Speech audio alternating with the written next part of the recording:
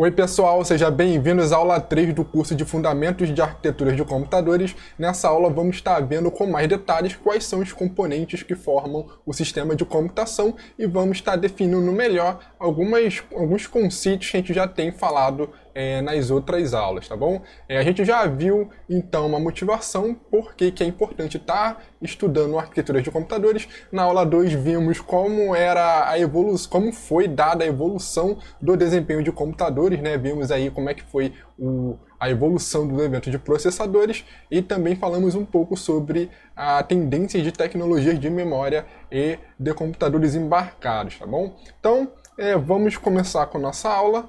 Vamos ver aqui os conceitos de sistema de computação, tá? Definir melhor alguns termos que temos usado até então.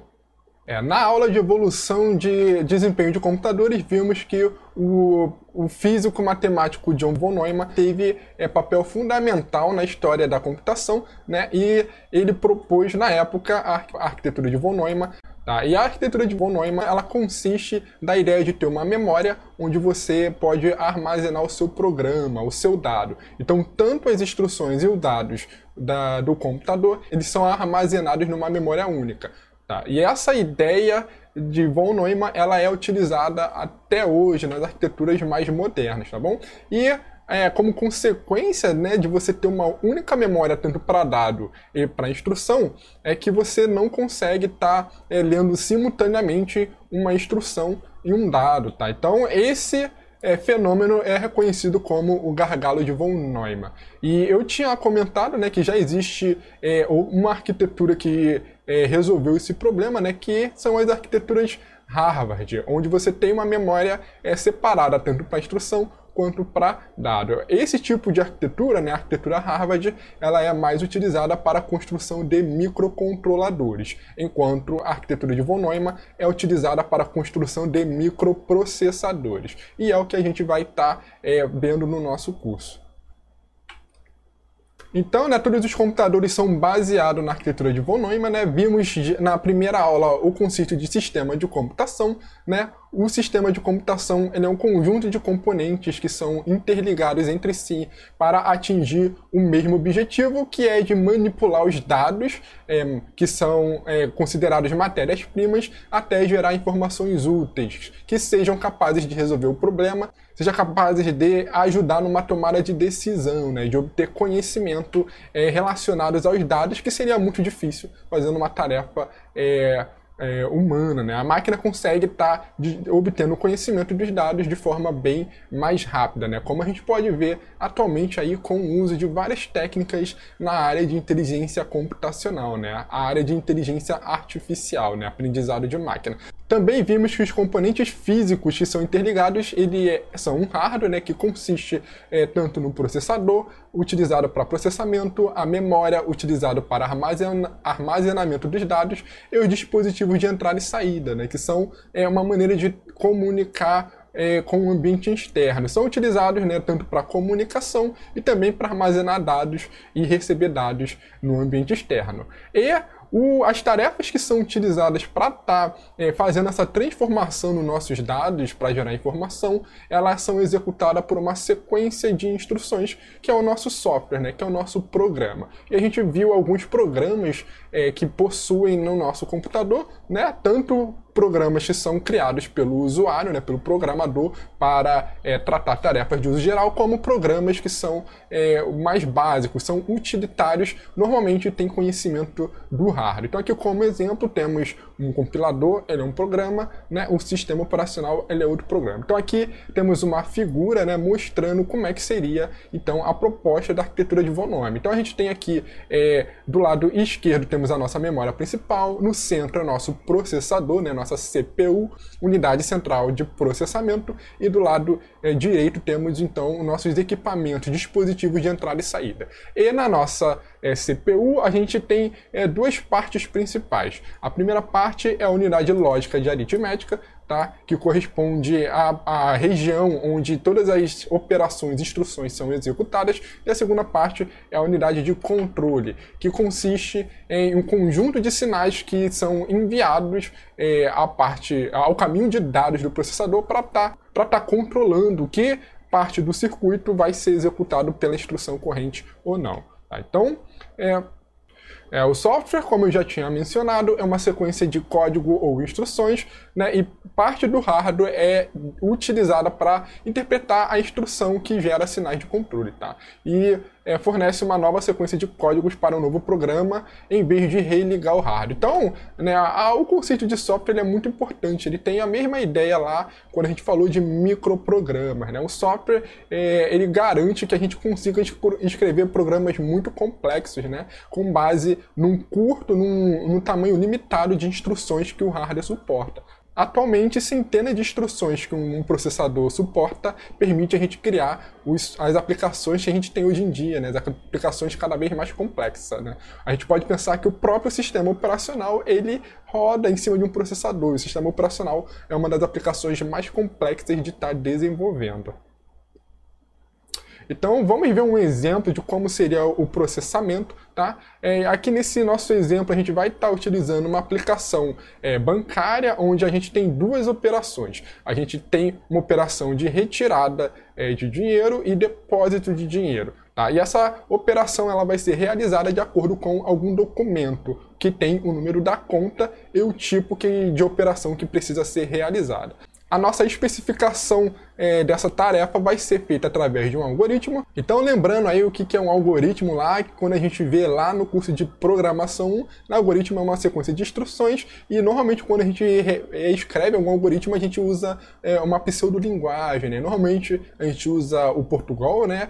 Tentando escrever as tarefas metodicamente para depois a gente conseguir transcrever de forma que o computador possa entender. Tá? Então, o nosso algoritmo desse exemplo seria dessa forma, né? Então a gente teria um laço, né? Vamos dizer, uma condição de loop, tá? Enquanto a gente houver o documento, faça. Então, primeira instrução, a gente vamos ler qual é o número da conta do documento, depois vamos pegar esse número e tentar encontrar a conta associada a ele, depois vamos ler o tipo de operação do documento, aí vamos ter um desvio condicional. Né? Se a operação for depósito, então o nosso novo saldo a gente vai somar com o valor que está na conta. Se a operação for retirada, a gente vai atualizar o nosso novo saldo com o valor que a gente retirou da conta. E no final a gente vai imprimir na tela, né, escrever qual seria o novo saldo atualizado depois que executa a operação. Aí aqui é nosso fim do enquanto, né, o fim do nosso loop. Então, né, daquela forma, a máquina não entende, a gente precisa, de alguma forma, transmitir, né, traduzir o nosso algoritmo, as nossas tarefas, de forma que o computador entenda, de forma de acordo com as instruções de máquina que ele suporta, né? De acordo lá com o nosso conjunto de instruções de arquitetura providas pelo nosso processador, tá bom? Então aqui mais ou menos tentando traduzir ainda de forma, vamos dizer, de pseudocódigo, tá? A gente não está usando nenhuma linguagem, uma forma bem só para entender mesmo, né? Então a gente tem essa forma mais metódica, né? A parte de onde é o início do programa. Então a gente verificaria se há mais documento e se não houver documento, a gente ia pular para a instrução do código de fim, tá? Então a gente tem o que a gente chama de label, né? Então a gente tem uma região de memória que é marcada por label, então esse fim ele vai ser um jump, vamos dizer que incondicional, né? Ele vai pular lá para o programa. Então dessa forma a gente entende que o processador executaria, né, de cima para baixo sequencialmente. Então essa seria a maneira de como uma instrução de máquina funcionaria, né? Então a gente tem aqui um outro label, né? Um outro rótulo de conta que também é apontado para outro endereço e essa é uma forma bem interessante de estar enxergando como um laço seria implementado. A gente não tem instrução de laço, um laço no computador, né, basicamente é feito através de instruções de desvio condicionais. Então a gente teria um senão, verificaria se não há, se houvesse, ele ia fazer da mesma forma que o nosso algoritmo declarou a leitura do documento, ele ia, através do número da conta, ele ia obter a conta, né, e depois ia verificar qual seria o número, se o número existisse, né, e a partir daí verificaria qual seria o tipo do documento. Se fosse depósito, ele ia então fazer a atualização do saldo, né? Traz o valor da conta, traz o valor do documento e calcula, né, subtraindo ou somando de acordo com se for retirada ou depósito, tá? E no final, aqui nesse último senão, né, se ele passou por tudo, ele vai retornar novamente para um endereço apontado por conta. E assim, né, sucessivamente vai fazer até não haver mais nenhum documento. Então é dessa forma que o computador entende que tem um laço, né, fazendo um desvio incondicional, né, do fim do código para o endereço que está acima. E assim continuar lendo até o fim do programa. Tá?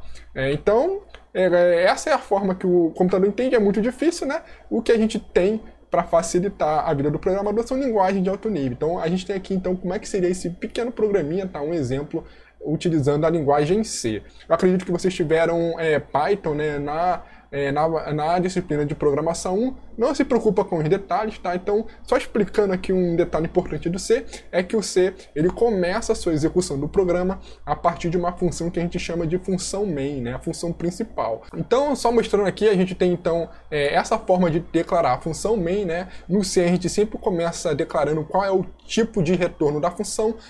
No caso, seria vazio, né? Esse void representa vazio. Essa função seria um procedimento, ela não ia ter retorno de valor, tá? E dentro que começa então o nosso algoritmo, né, de depósito e retirada de uma conta bancária. Então, primeiro, né, esse printf ele simplesmente imprime uma mensagem na tela, então ia ser executado por linha de comando, ia imprimir digite o número do documento, né? Esse scanf ele recebe dois valores, né? Ele está indicando aqui que o valor esperado ele tem que ser um inteiro com um sinal, tá? Então ele espera receber um número, ele vai armazenar esse número numa variável chamada de num_doc, tá? Depois ele vai abrir um arquivo chamado de arc_contas, né, usando o comando fopen, né, de file open, tá? Não se preocupe com o detalhe, tá bom, pessoal? E aqui a gente tem a nossa função de enquanto, que a gente utilizou lá pelo nosso algoritmo, né? Então, enquanto o número de documento não for nulo, né, for diferente de 0, então a gente vai estar obtendo informação do usuário. Informe o número da conta, né, informe o valor que você quer tirar ou retirar, informe qual tipo de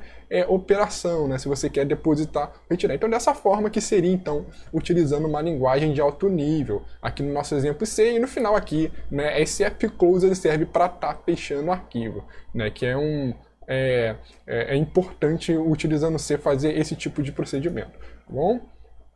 Então a gente viu que as nossas tarefas elas precisam de um meio de se comunicar com o computador, né? Então, como a partir de um programa e uma linguagem de alto nível ocorre a solução do problema desejado, né? Como é que isso é feito? Então, existe programas, né, software que a gente chama de tradutores, que eles são responsáveis por traduzir, né, um programa de uma linguagem fonte para um programa numa linguagem de destino, tá? Então, no caso de uso de linguagem de alto nível, esse programa tradutor, ele recebe o nome de compilador. E a linguagem de origem seria, então, a nossa linguagem de alto nível, né? Escrita em Java, Python e assim por diante, tá? No caso do Python é interpretado, então, em Java também. Então, seria C, C++, outra linguagem compilada, e ele ia produzir, então, a linguagem de montagem, que está de forma simbólica do jeito que o processador entende. Além disso, a gente tem algumas bibliotecas, tá, que são códigos escritos por terceiro para estar resolvendo algum problema que é muito incomum, né? Então, com a biblioteca, a gente só precisa saber da interface, né, e ter o código executável da implementação. Então, a gente não precisa estar se preocupando com os objetos. A gente leva muito em consideração aquele conceito de abstração, né? Conceito de caixa preta. Bibliotecas são caixa preta.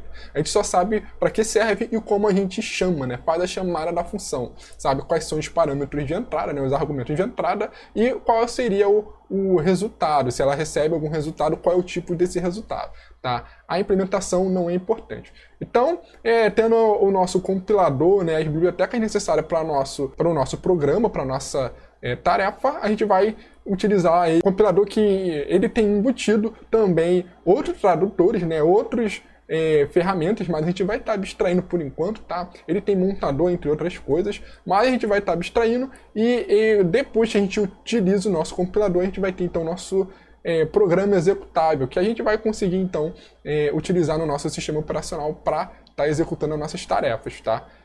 Então, esse programa esse código executável, né, ele é compatível com o sistema operacional e ele tem as instruções que são suportadas pela arquitetura do processador, né, a arquitetura do conjunto de instruções, que a gente utiliza a sigla ISA, né, que significa Instruction Set Architecture, que a gente vai estar chamando de ISA aqui no nosso curso, tá?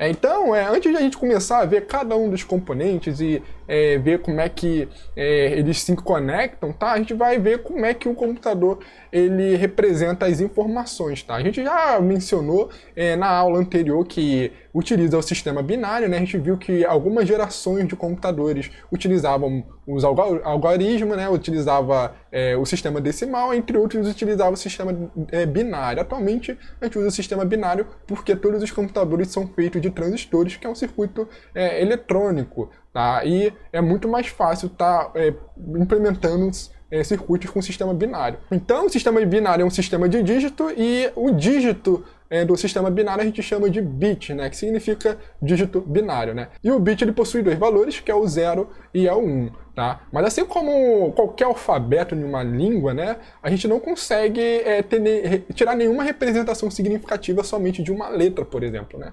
A gente entende o conjunto de palavras, né, que faz algum sentido. Então, da mesma forma, o computador ele utiliza, né, com alguns conjuntos de bits, né, grupo de bits, para estar representando a informação. Então, determinado conjunto de bits, né, de zeros e uns, vai representar um caractere, outro conjunto de bits vai representar um número e assim por diante. Então, existem várias maneiras de estar organizando os bits, né, grupos de bits, para estar dando algum significado, tá bom?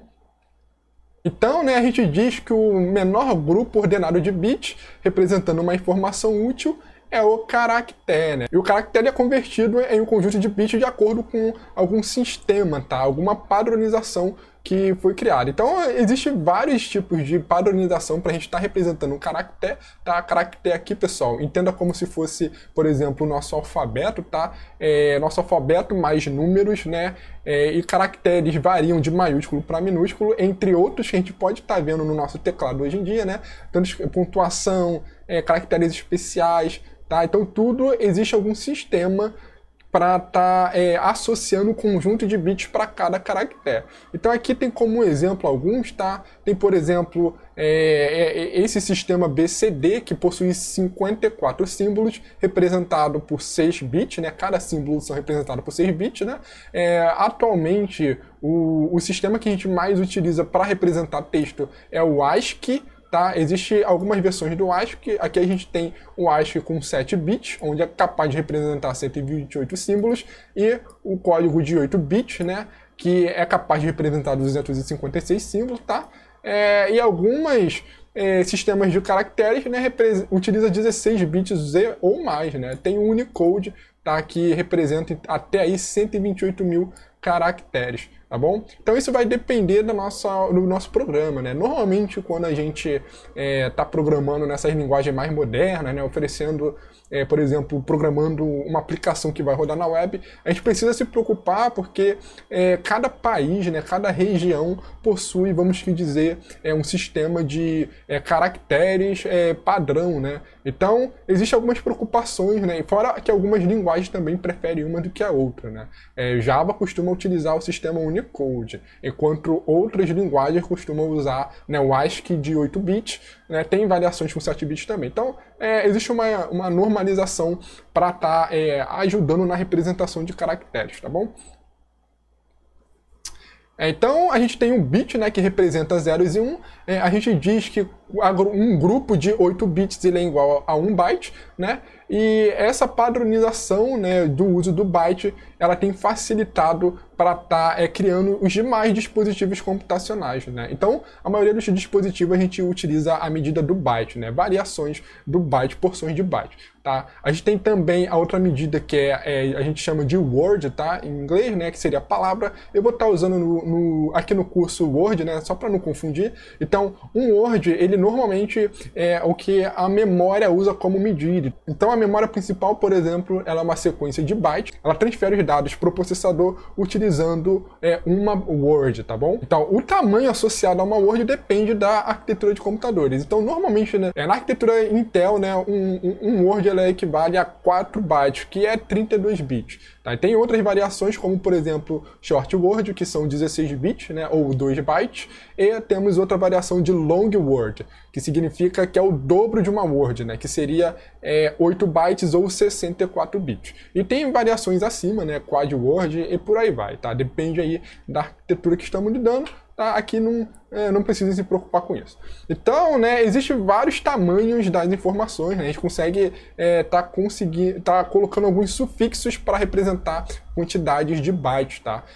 E aqui, né, tem sempre uma dúvida, né, quando a gente começa a aprender sistema binário, né, que tipo de potência a gente usa, né? Se é a potência de 2 ou é a potência de 10. Então, assim, por convenção, né, sempre quando a gente fala de armazenamento de memória, a gente fala sobre qualquer tipo de tamanho de dado, a gente está usando potência de 2, tá? Então, os sufixos que a gente mais usa, né, a gente tem, por exemplo, né, o K na frente do byte, ele significa quilo, né? Então, né, a gente tem sempre 1 kilobyte, né? O M significa mega, o G é giga, né? Então temos 1 kilobyte, 1 megabyte, 1 gigabyte, aí depois 1 terabyte, 1 pentabyte, 1 exabyte, 1 zettabyte e 1 yottabyte, né? Então, cada dessas medidas, né, elas são representadas com valor de potência de 2. Isso significa, né, por exemplo, que 1 kilobyte ele equivale a 2 elevado à 10ª potência de byte, tá?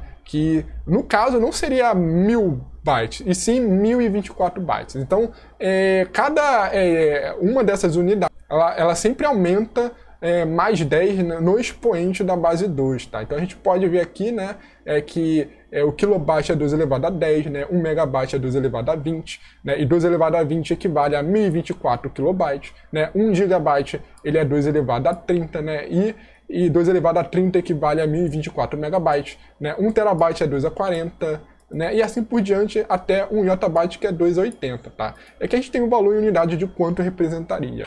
Tá? Então, assim, tem muita confusão, tá? Então, isso aqui é importante estar entendendo, tá bom, pessoal? Isso aqui vai ser muito importante, principalmente mais adiante nas próximas disciplinas, principalmente quando chegar lá em sistemas operacionais, né? Vocês vão precisar estar entendendo bem essa parte.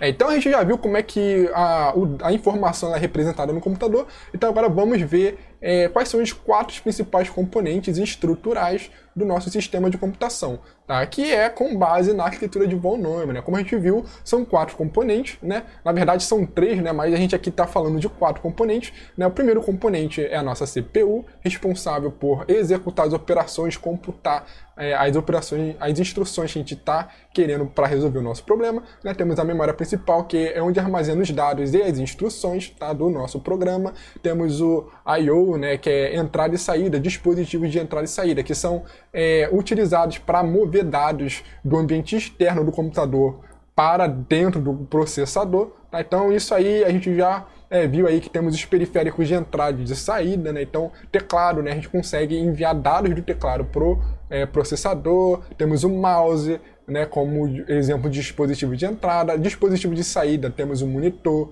temos a impressora, tá? E assim por diante. E para conectar todos esses 3 componentes principais, a gente tem o 4º componente, que é a interconexão do sistema, né, que precisa ter para estar viabilizando, né, o tráfego de informações entre eles, né, que consiste de barramentos, que a gente já vai ver daqui a pouco.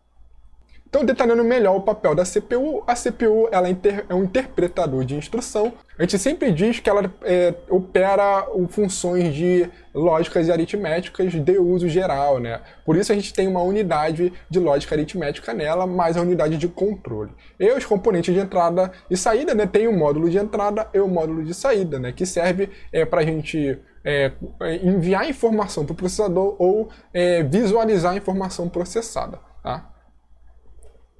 Então, temos uma imagem que representa os principais componentes, né? Temos 4 blocos, né? Um bloco para o processador, outro bloco para a memória RAM, outro para input, outro para output, né? Entrada e saída. E entre esses blocos a gente pode perceber que possuem setas saindo do processador e entrando no processador. Que significa que a todo momento, né, o processador ele está lendo o dado na memória, processando e escrevendo esse dado novamente na memória. E da mesma forma, ele está lendo um dado do dispositivo de entrada e saída, processando e escrevendo novamente esse resultado no dispositivo de entrada e saída. Então, analisando por dentro do nosso processador, temos 2 partes principais, né, que é o caminho de dados e o controle. O caminho de dados é o que contém todos os componentes que permitem a execução da instrução. E o controle, né, é para estar controlando o caminho utilizado pela instrução, né? Dado que o processador, né, no nosso caso, ele é um processador de uso geral. Ele possui várias instruções que podem ser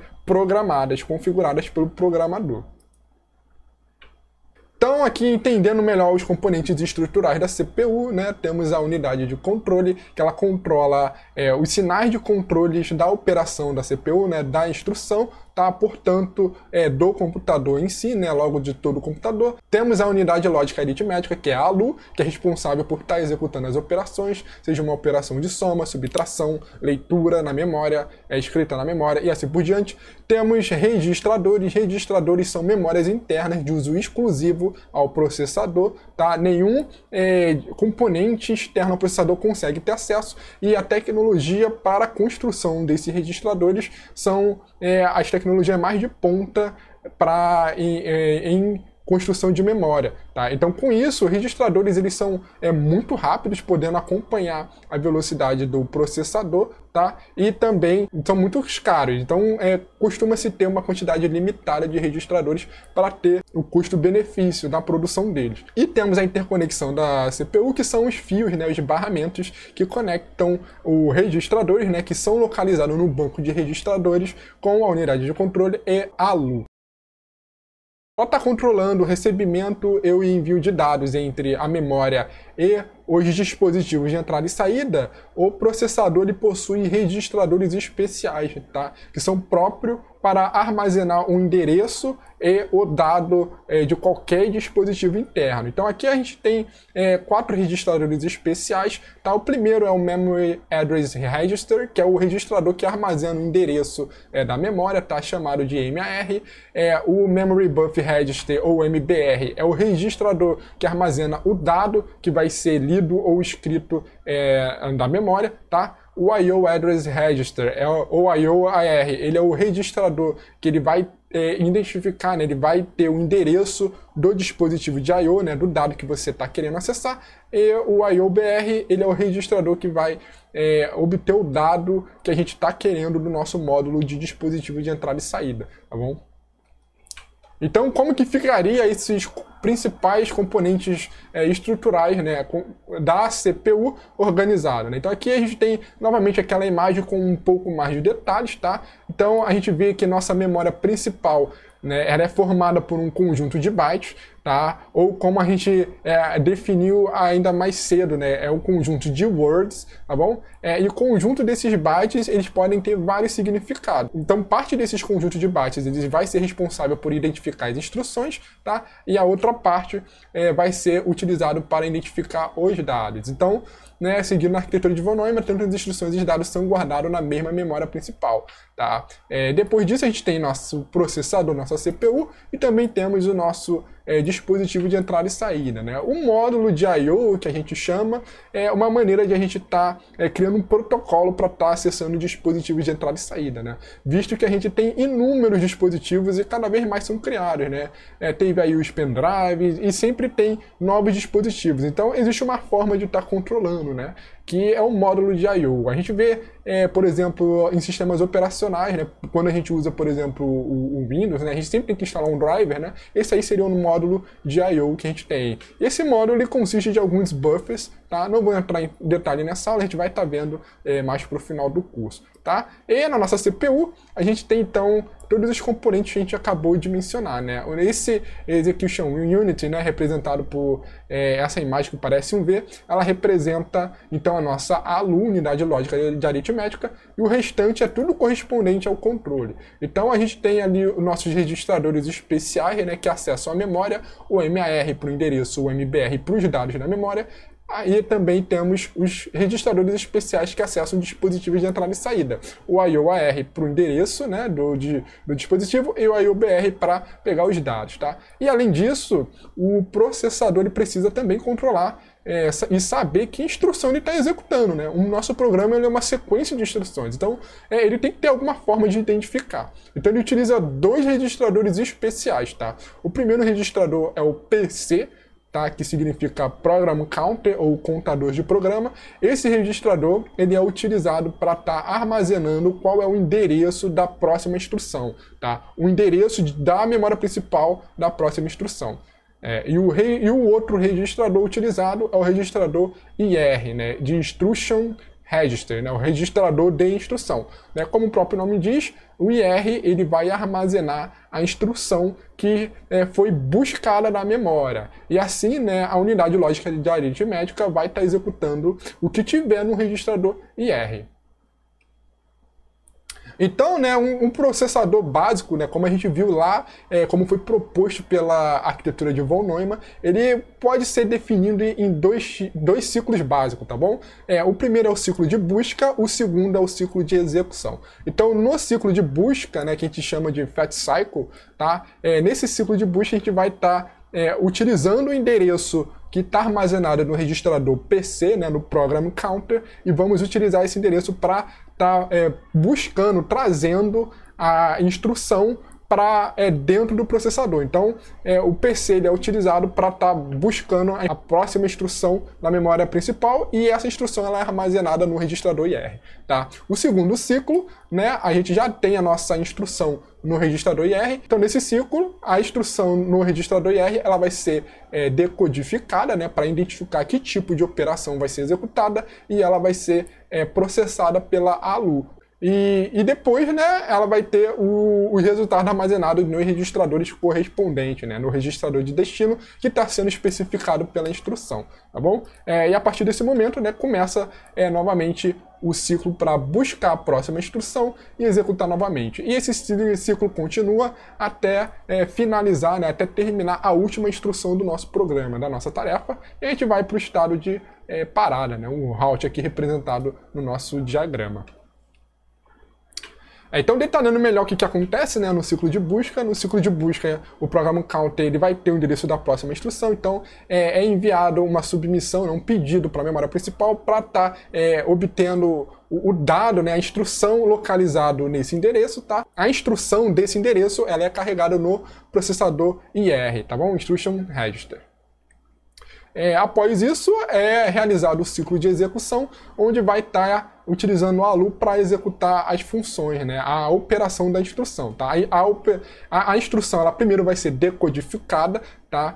Para estar sabendo qual é o tipo da operação. Né? Normalmente a gente usa a informação do opcode, que identifica o tipo da instrução, e logo ela vai ser propagada para a unidade correspondente à operação corrente, né? A unidade de controle vai estar controlando isso. Então, a gente tem vários tipos de operação, né, execução que a gente tem, pode fazer na nossa CPU, né? Então, a gente pode definir, por exemplo, transferência de dados entre processador e memória, temos transferência de dados entre processador e dispositivos de entrada e saída, né? Processador e I/O e vice-versa, tá? Outro tipo de operação que a gente pode estar executando é a de processamento de dados, que seria estar fazendo qualquer operação matemática e de lógica, tá? Usando, por exemplo, soma, subtração, executando AND, OR e outras coisas. E temos aqui operações de controle, né? Que, como a gente viu no nosso exemplo do algoritmo, é a forma de você fazer o desvio condicional e incondicional, que serve para estar implementando laços, né? A diretiva for, enquanto, que a gente tem e encontra nas linguagens de alto nível. Tá bom? E a gente tem uma combinação de passos acima que pode ser executada no ciclo de execução, né? Claro que se tem uma combinação de passos, né, vai ter mais ciclos, né, passando na busca e execução e assim por diante.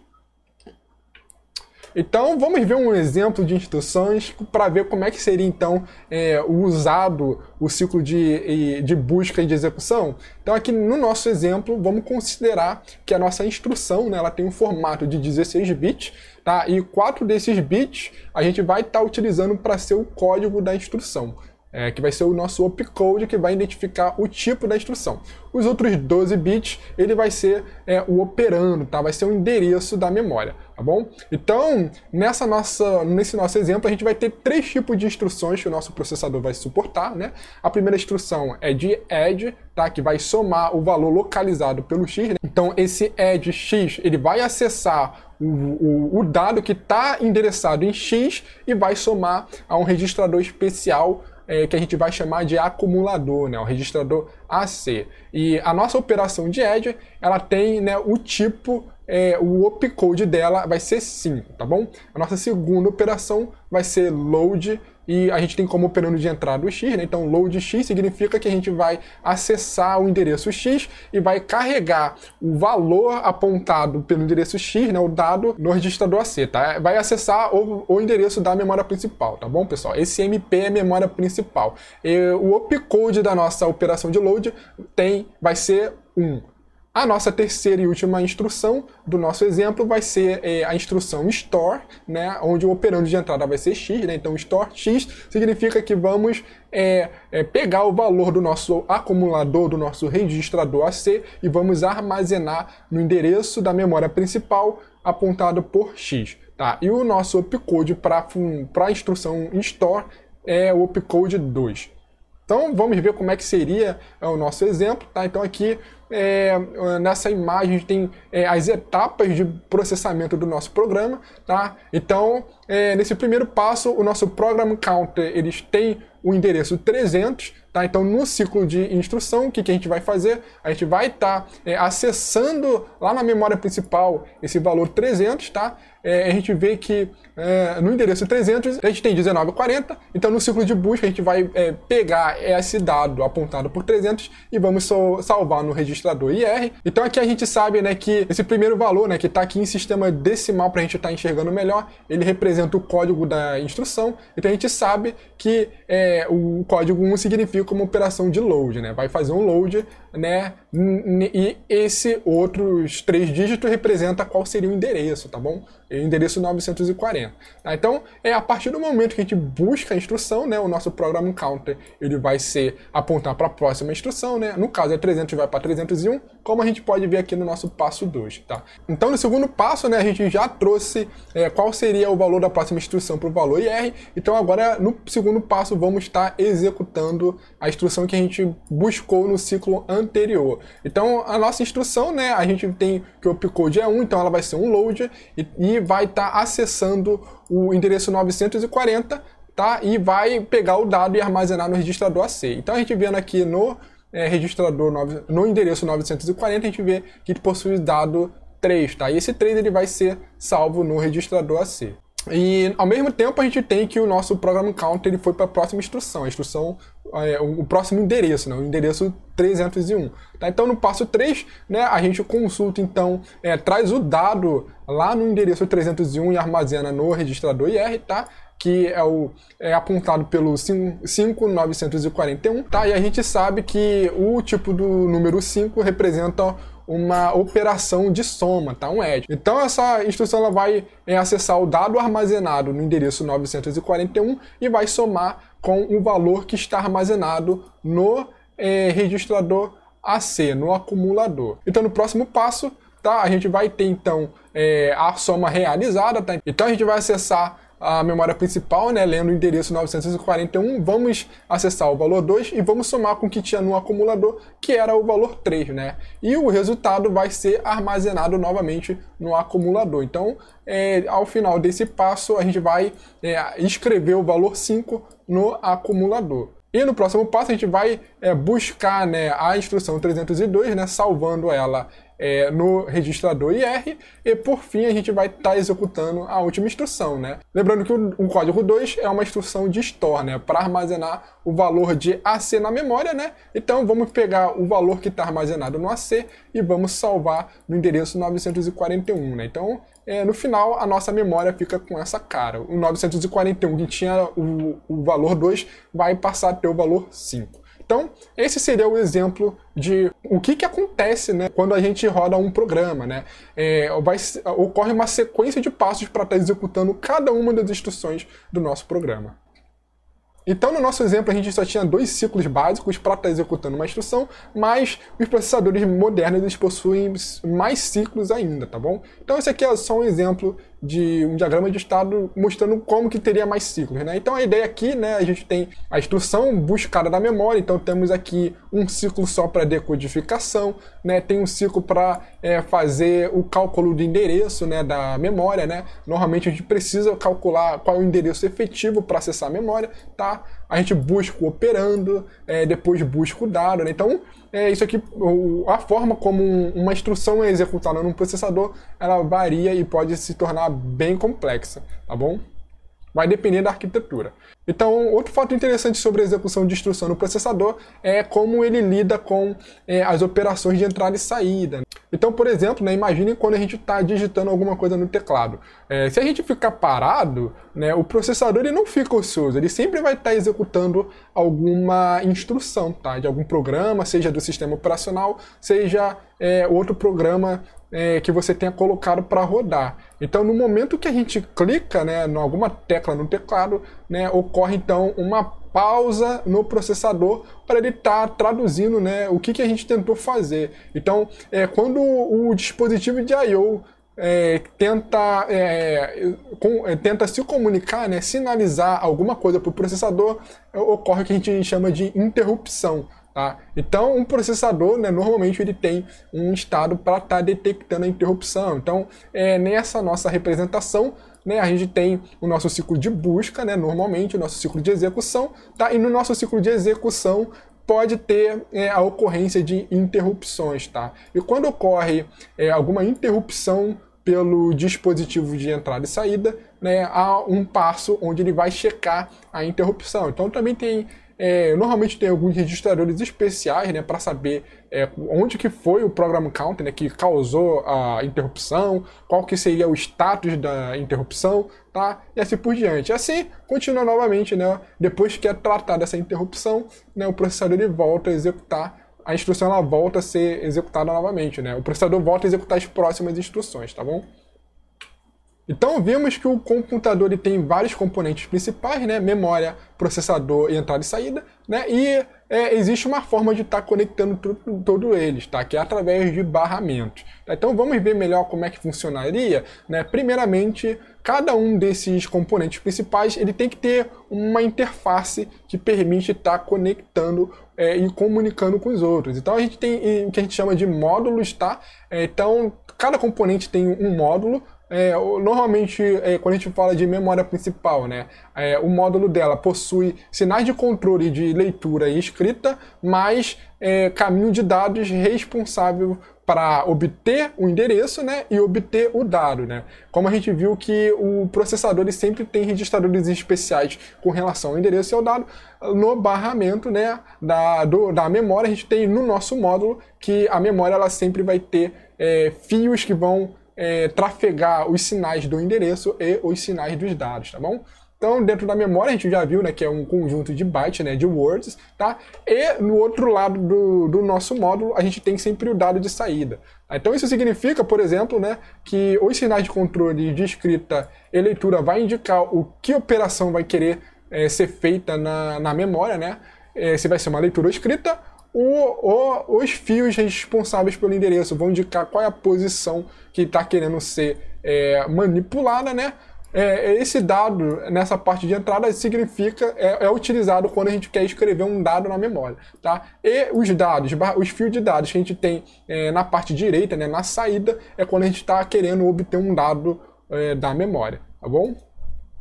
Então, outro módulo que a gente tem, né, o módulo de entrada e saída, né, a gente também tem os sinais com os fios de controle, né, bem parecido com o da memória. Então, a gente vai ter um fio para identificar se é uma leitura, outro que vai identificar se é uma escrita, né? Depois vamos ter um conjunto de fios para estar trafegando as informações do endereço e também vamos ter conjunto de fio para estar trafegando os dados que são internos, né, do dispositivo de entrada e saída e os dados que estão externos. Né? Isso aqui para a gente estar escrevendo, né, assim como na memória, e os barramentos, né, os fios que saem do lado direito, significa que é para trafegar, né, para voltar para o processador. Então, os fios que tem na esquerda estão sempre vindo do processador e os fios que estão da direita estão sempre indo para o processador.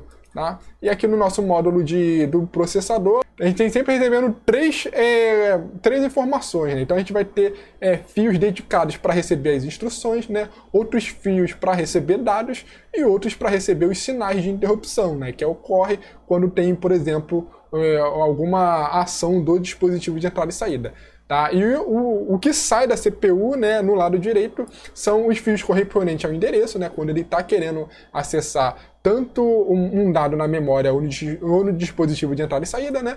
Tem os sinais de controle que vai indicar qual é a operação que você quer fazer na memória, né? Ou no dispositivo de entrada e saída, se essa operação, por exemplo, é uma leitura ou uma escrita, e a gente tem um dado de fato, né? Caso você queira escrever, atualizar algum dado de um desses ambientes internos, tá bom?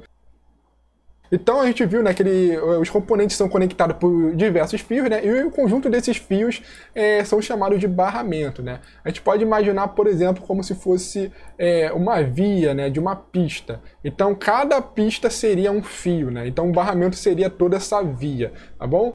E ela é utilizada para fazer a comunicação dos demais componentes.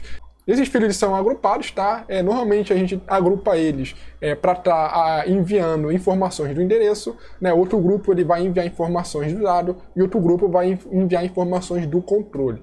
Tá? Então a gente diz, né, que normalmente eles funcionam como broadcast. Broadcast significa que esses barramentos eles são compartilhados, tá? Então o mesmo barramento é utilizado para conectar a CPU, a memória e o dispositivo de entrada e saída. Isso significa que se a CPU ela for enviar algum dado para a memória, tá?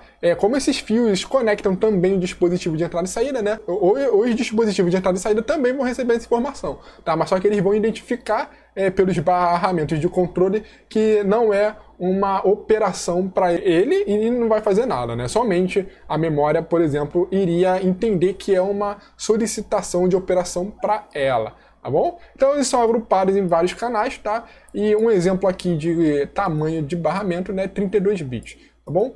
E esses barramentos, né, que conecta tanto o dispositivo de entrada e saída, a memória e o processador, a gente chama de System Bus, né, que é o barramento do sistema. Então, como eu tinha mencionado, né, esses fios são linhas de alimentação que passa eletricidade e corrente elétrica, né, que passa, cada fio do barramento ele representa um bit, tá? Então, ele passa a informação de 0 ou 1, dependendo aí da voltagem da corrente elétrica. Então a gente possui três tipos de barramento, tá? Que são conjuntos de fios, tá? Imagine o System Bus, dentro dele ele tem diversos fios e essas linhas são agrupadas, tá? Então temos um grupo que é denominado de barramento de dados, outro que é denominado de barramento de endereço e outro que é denominado de barramento de controle. O barramento de dados, tá? São fios que eles vão trafegar os dados entre os módulos do sistema, tá? Então vai ser entre CPU e dispositivo de entrada e saída e a CPU e a memória. Tá bom? A quantidade de linhas de dados, né, dos fios, vai determinar a quantidade de bits que podem ser transferidas por tempo. Então, normalmente, essa quantidade de linhas, né, de fios, é determinada pela arquitetura do processador. Tá? Então, quando a gente fala que o processador é de 32 bits, né, ou 64 bits, então o barramento que liga, né, o processador, a memória principal e o dispositivo de entrada e saída também tem 64 bits ou 32 bits, né? Então por isso que é importante estar sabendo essas especificações, né, para estar acoplando, né, as memórias ou os dispositivos da forma correta, tá? E a largura, né, ela determina o desempenho, né? Porque se eu consigo, por exemplo, ter fios que vão trafegar mais quantidade de bits por vez, isso significa que vai ter menos tráfego de energia, de corrente elétrica para trafegar esses dados. Tá bom? Então imagine se eu, por exemplo, para trafegar 128 bits, né, Com o barramento de 8, a gente teria que fazer 64 tráfegos. Com o barramento de 64 bits, a gente só precisaria fazer 2 tráfegos, tá bom? Então, a largura do barramento, ela determina o desempenho.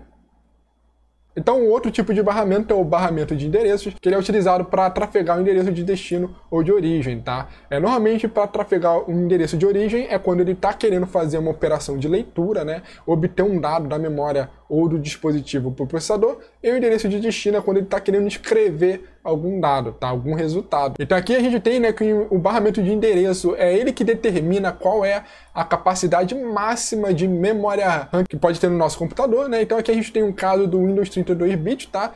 Que foi até mais ou menos o Windows XP, tá? O Windows XP, ele foi o último Windows com arquitetura de 32-bits, e a gente tem a limitação, só o barramento de 32-bits, ele poderia no máximo tá endereçando 4 GB. Como é que isso pode ser visto? A gente sempre utiliza a potência de 2. Então, esses 32 bits, né, ele pode endereçar até 2 elevado a 32, tá? E se a gente vê naquela nossa tabela, né, que mostramos, 2 elevado a 30 corresponde a 1 GB, né? Então, se a gente tem mais 2 no expoente, então significa que a gente dobrou 2 vezes. Então, né, 2 elevado a 30 é igual a 1 GB, 2 elevado a 31 é igual a 2 GB, 2 elevado a 32 é igual a 4 GB. Isso aqui teve um problema muito grande na época lá do Windows XP, né, que foi daí que lançaram, né, um Service Pack para resolver esse problema, tá? Para suportar memórias maiores, tá bom? No Windows XP, tá?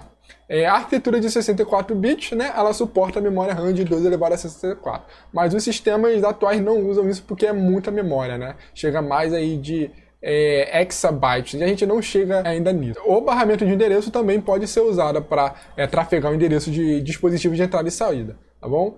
Normalmente a gente tem uma divisão, né? Somente os bits que a gente chama na ordem superior são utilizados para selecionar um módulo específico do barramento, e o inferior ele seleciona o local da memória interno do dispositivo, né? Do módulo.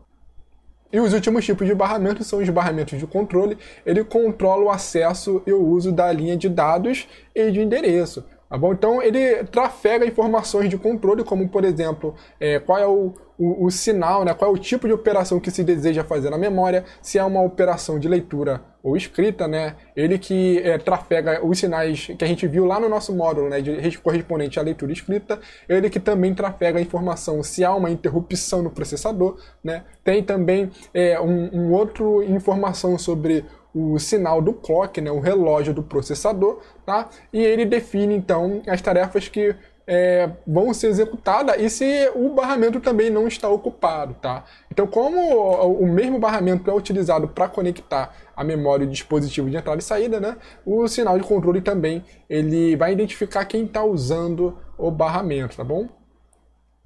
Então aqui a gente consegue ver um esquema de conexão de barramentos, né? A gente tem então um bloco referente à nossa CPU, outro bloco referente à nossa memória principal, tá? Aqui está representado por vários blocos, né? Porque pode ter vários pentes de memória, tá bom? Pensando como que a gente monta na placa-mãe. Também pode ter vários módulos, blocos de entrada e saída, tá? Então a gente tem o mesmo barramento, tá, pessoal? Isso aqui é o mesmo barramento, tá? Mas para facilitar, eles são agrupados nesses 3 tipos que a gente acabou de ver, né? Barramento de dados, barramento de endereços e barramento de controle. Todos esses juntos, né, formam o System Bus, que é o barramento de sistema. Então vamos ver um exemplo de como funcionaria essa transferência, né, utilizando os barramentos de dado, controle e endereço, tá? Então aqui a gente tem o nosso processador, e o nosso processador ele está querendo obter a informação da memória principal localizada no endereço 37. Então, como é que seria o passo a passo? Então, a primeira coisa que o processador faria nesse caso, ele ia utilizar o barramento de controle para informar, né, para interrogar a memória principal dizendo que está querendo fazer uma operação de leitura, tá? Isso é feito para saber se não está sendo feita uma outra operação, se a memória não está ocupada atendendo uma outra operação, tá? Então, o processador inicia mandando um sinal no barramento de controle, tá? Se a memória estiver desocupada, a memória vai enviar um outro sinal para o processador, enviando OK através do barramento de controle. Então, depois que o processador ele recebe o OK, ele vai estar utilizando novamente o barramento de controle para estar enviando qual é o tipo de operação que ele quer fazer. Ele vai chegar, vai utilizar os barramentos de controle e vai avisar: ó, eu estou querendo fazer uma leitura. Após o envio dessa informação de controle, ele também vai enviar qual é o dado, né, qual é o endereço do dado que ele está querendo ler. Tá? Ele vai enviar essa informação do endereço através do barramento de endereço, tá? Representado por BE aqui. Então ele vai avisar a memória principal que estou querendo ler a posição 37, o endereço 37. E após isso, né, a memória que já estava desocupada, ela vai utilizar o barramento de dados para estar transferindo o dado, né, com o valor 75 para o processador. Tá bom? Então é dessa forma que ocorre, né, a comunicação, né? Tem sempre primeiro uma checagem se o dispositivo ele está ocupado, tá? Ele sempre vai enviar através do sinal de controle um OK, e o processador envia o tipo de operação, o endereço. E é assim que ocorre com todas as instruções, tá bom? Ó, nós vimos que a conexão entre os componentes, eles utilizam um barramento compartilhado, tá? O mesmo barramento que conecta o processador e memória também conecta o dispositivo de entrada e saída. Tá? Então, existe duas formas de estar organizando os barramentos. Tá? Primeiro é o barramento compartilhado. Então, qual seria o problema de utilizar um barramento compartilhado? O problema é que quando você aumenta, né, a taxa dos dados, você coloca mais fios, né? Por exemplo, de 32 bits passa agora a ser 64 bits, isso torna difícil de fazer uma sincronização, tá? Fazer uma arbitragem em tempo hábil. Né? A gente viu, né, nas tendências tecnológicas que a taxa de frequência do processador é maior do que da memória. Então, quanto maior essa taxa de dados, é mais difícil para controlar isso. Tá? Né? E dado isso, isso também amplia a dificuldade de tentar aumentar a taxa de dados do barramento, né? E tentar reduzir a latência para acompanhar os processadores. Tá? Porque a gente viu, né, que os processadores sempre operam muito mais rápidos que as memórias. Então, outra solução que a gente tem de organização, sem ser compartilhado, é utilizando barramento ponto a ponto. Tá? Isso significaria, por exemplo, que existiria um barramento dedicado entre processador e memória e outro barramento dedicado entre processador e dispositivo de entrada e saída. O barramento ponto a ponto ele não é utilizado na prática para conectar os componentes principais, mas ele é utilizado para estar conectando, né, os cores dentro de um chip, tá bom? Normalmente ele segue um barramento ponto a ponto. E o grande motivo de utilizar isso foi as restrições elétricas, né, com o uso de barramentos cada vez mais largos, né? Hoje a gente tem aí barramento de 64 bits. E ele tem a menor latência, né, maior taxa de dados e melhor escalabilidade. Isso porque ele não precisa se preocupar, né, de estar sincronizando todos os dispositivos como no barramento compartilhado. Tá? Somente entre dois dispositivos, não uma gama de dispositivos. Agora vamos ver como é que seria a estrutura de um computador multicore. A CPU, então, ela vai passar a ser denominada de core, tá? Então, dentro de um core vai ter tudo que a gente tinha num processador single core, né? Numa CPU. Né? Cada core, ele vai possuir a sua própria ALU, né? Unidade lógica de aritmética, seu próprio banco de registradores, sua própria unidade de controle e a interconexão da CPU, né? Os barramentos internos que conectam esses componentes, tá? E o processador, que a gente chamava, né, do processador single core, ele vai passar a denominar a área de chip, né? Ele vai ser o chip que contém os diversos cores, tá? Mais outros barramentos de controle. Então tem essa mudança quando falamos de processador multicore, tá? Então o processador ele passa a ser denominado um pedaço físico de silício contendo um ou vários cores, tá? E ele é chamado de processador multicore.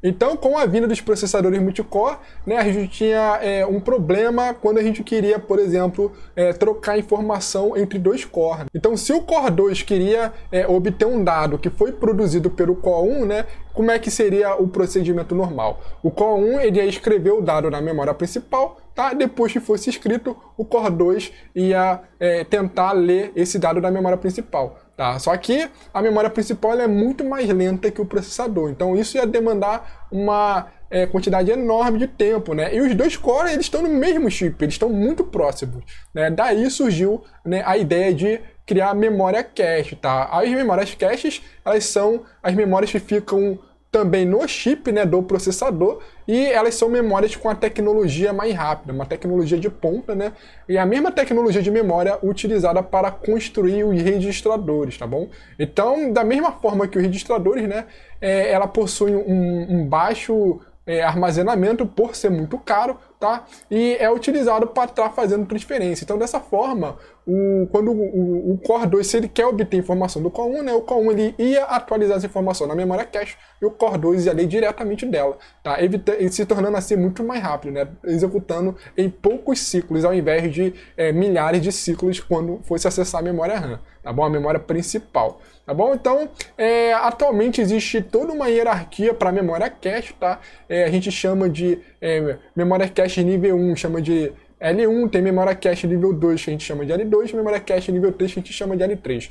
As memórias caches L1 e L2 são memórias que ficam dentro do core, tá? E as memórias L3, elas são memórias que compartilham dado entre os dois cores de um mesmo processador. A diferença que se tem entre memórias caches de diferentes níveis é em relação à velocidade. Quanto maior o nível, menor é a velocidade dela e maior capacidade de armazenamento elas vão ter. Então a memória cache L3, por estar compartilhando dado entre mais de um core, ela possui um maior espaço de armazenamento, tá? E ela é um pouco mais lenta que as outras caches.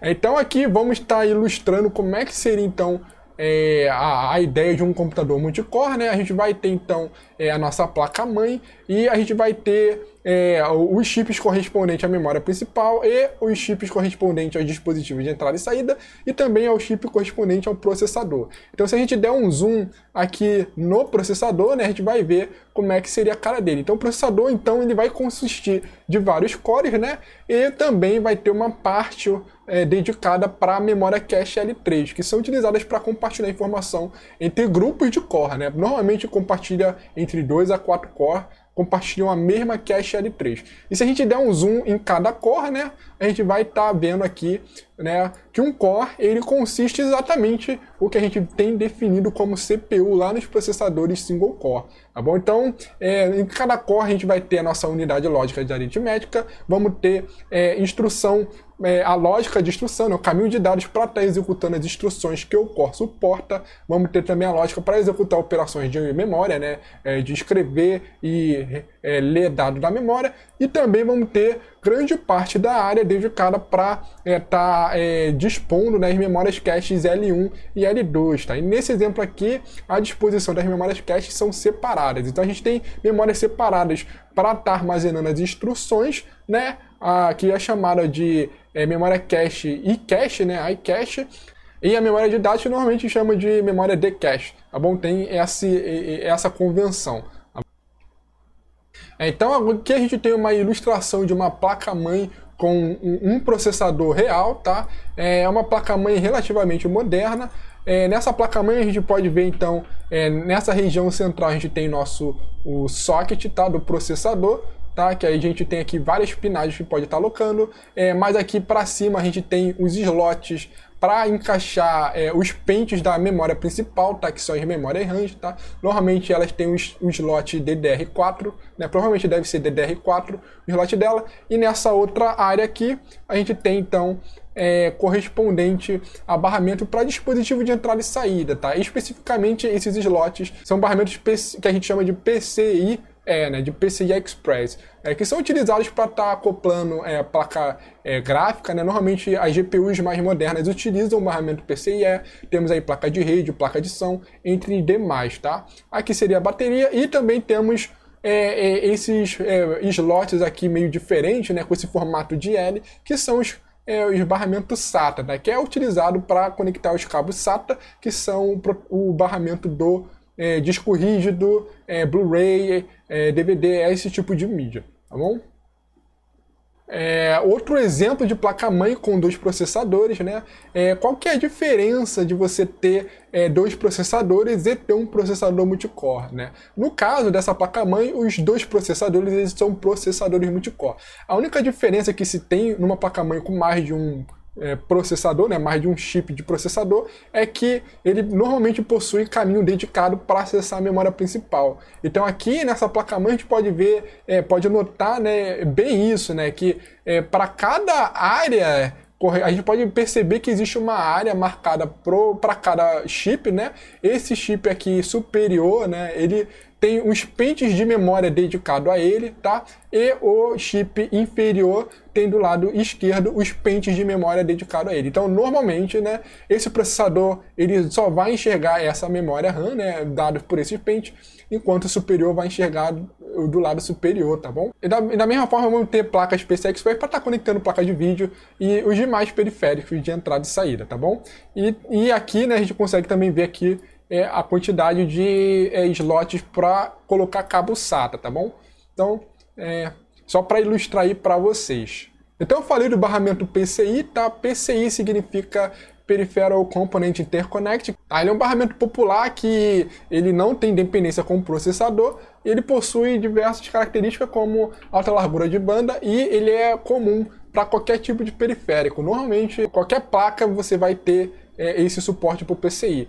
E para manter, né, esse padrão, né, do barramento PCI, foi criado esse grupo, né, esse PCI Special Interest Group, né, marcado pelas siglas SIG, que é responsável por manter a compatibilidade das novas versões do barramento PCI que vão surgindo.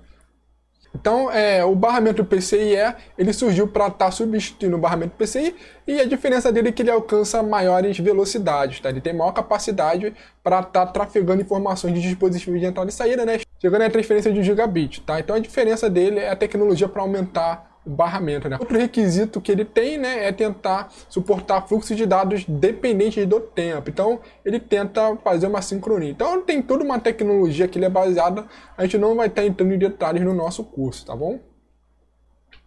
Então, isso aqui seria uma configuração típica utilizando o barramento PCIe, tá? Então, normalmente, né, quando a gente tem a nossa placa-mãe, né, é mais ou menos essa cara que a gente tem. Tá, a gente vai ter os nossos processadores representados pelos quadrados core, tá? Eles vão estar ligados ao que a gente chama de chipset, tá? Normalmente é uma área da placa-mãe que ela contém toda uma lógica de controle, tá? Para estar conectando os barramentos da placa-mãe, tá? Então, normalmente esses barramentos, né?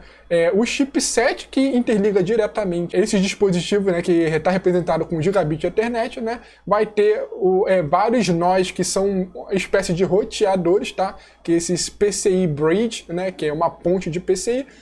E o chipset também vai estar conectado com o barramento da memória. A gente pode ver mais aqui abaixo que possui também algumas parte de switch, que é simplesmente para estar bifurcando o caminho, né? Criando mais caminho para estar acessando outras partes da placa-mãe, né? Outros dispositivos de entrada e saída. Tá? Então aqui a gente tem aqui que chamam de endpoint para o legado, né? Para suportar dispositivos antigos, tá?